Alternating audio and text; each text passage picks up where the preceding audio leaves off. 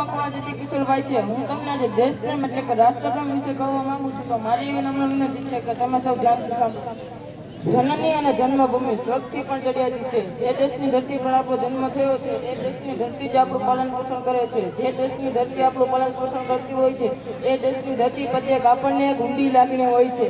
આપણા દેશનું ઋણ અદા કરવા માટે આપણે આપણું સર્વસ્વ અર્પણ કરી દઈએ તો પણ તે ઓછું જ છે। જ્યારે દેશપ્રેમ એક મહાન ગુણ છે। વિપત્તિના ઇતિહાસમાં જ્યોર્જ વોશિંગ્ટન અને અબ્રાહમ લિંકન જેવા દેશભક્તોના નામ જાણીતા છે।